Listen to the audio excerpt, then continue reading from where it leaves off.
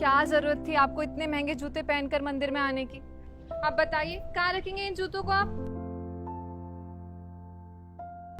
तुम आओ मेरे साथ, आओ। अब भैया आपको 100 रुपए कमाने हैं। क्या साहब पूरे मंदिर के जूते साफ कराओगे क्या? अरे नहीं नहीं भैया, वो क्या है ना, मेरे जूते बहुत ज्यादा महंगे और अगर मैंने ये मंदिर के बाहर उतारे ना तो क्या पता ये चोरी हो जाए।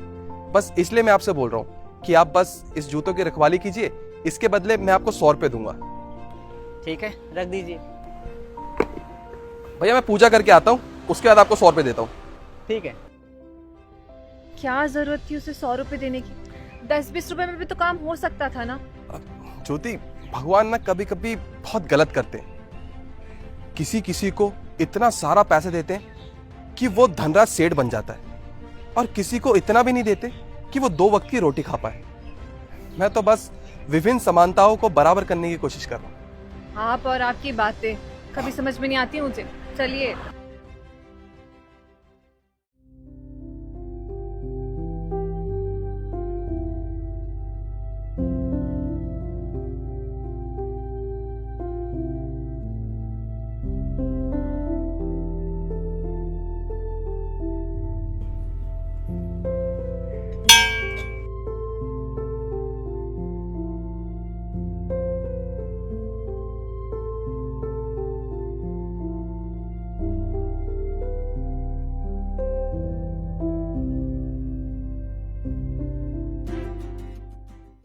अरे ये क्या कर रहे हैं आप? 500 रुपए दान पात्र में क्यों डाल रहे हैं? अगर आपको दान ही करना है तो 10-20 रुपए डाल दीजिए दान पात्र में। ज्योति, तुम कैसी बात कर रही हो? जिस भगवान ने हमें इतना कुछ दिया उसकी दान पेटी में 500 रुपए तो डालना बनता है ना। अच्छा तो फिर आप एक काम करिए ना, आपको दान ही करना है तो बाहर किसी गरीब को दे दीजिएगा, इससे उसका भी भला हो जाएगा और आपका दान का दान हो जाएगा। ठीक ही तो कह रही है ज्योति, मैं हर बार पैसे दान पेटी में ही डालता हूँ। इस बार मैं ही पैसे उस मोची को दे दूँ, उसका भी भला हो जाएगा। ठीक है, चलो।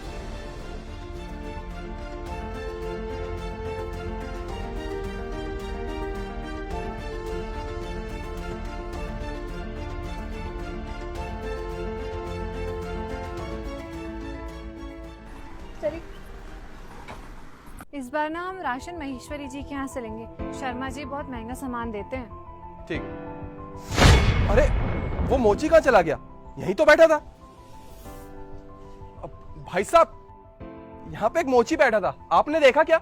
वो मोचे तोड़ गया भैया। लीजिए, करवा लिया ना आपने अपना नुकसान। उस मोची को 100 रुपए देने के चक्कर में हजारों का नुकसान करवा के बैठ गए हैं। अरे कोई बात नहीं, मेरे जूते ही तो लेके गया, कौन सा मेरी किस्मत लेके गया। तुम भी ना, छोड़ो, चलो।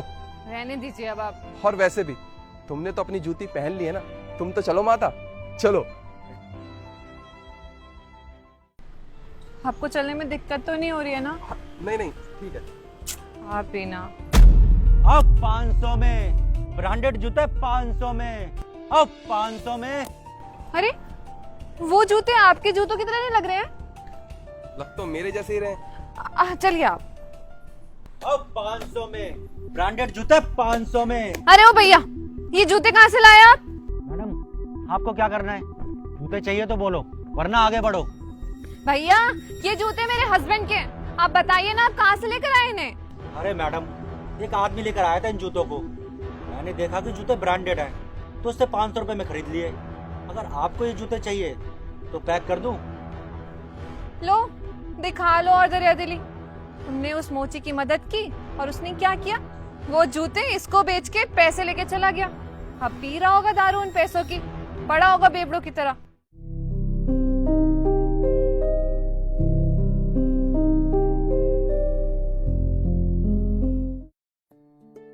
मुस्कुरा क्यों रहे हो?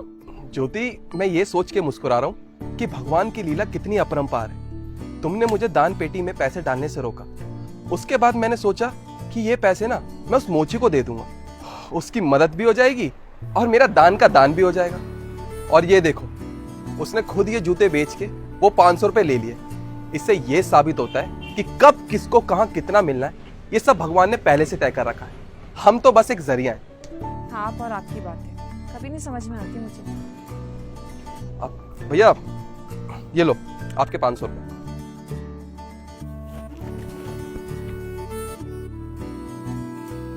ये लो भैया। अब 500 में ब्रांडेड जूते 500 में। लेकिन एक बात बोलूं मैं आपको, मेरा दिल ना अभी भी नहीं मान रहा है। उसने ना जरूर उन पैसों की ना शराब ली होगी, पी रहा होगा। ऐसे लोग यही करते हैं। भैया वो बड़ी वाली बोतल देना, और इसमें जो दवाइयाँ लिखी हैं वो भी दे दो। ज्योति तुम गलत क्यों सोच रही हो? क्या पता उन पैसों की इसको जरूरत हो, या उसने कुछ खाने का सामान लिया हो। हाँ, अभी भी उसकी तरफदारी कर रहे हैं। अरे मैं उसकी तरफदारी नहीं कर रहा, मैं बस तुम्हें ये बता रहा हूँ कि कब कहाँ किसको कितना मिलना है ये सब पहले से ही तय है। हाँ, हम तो बस जरिया हैं।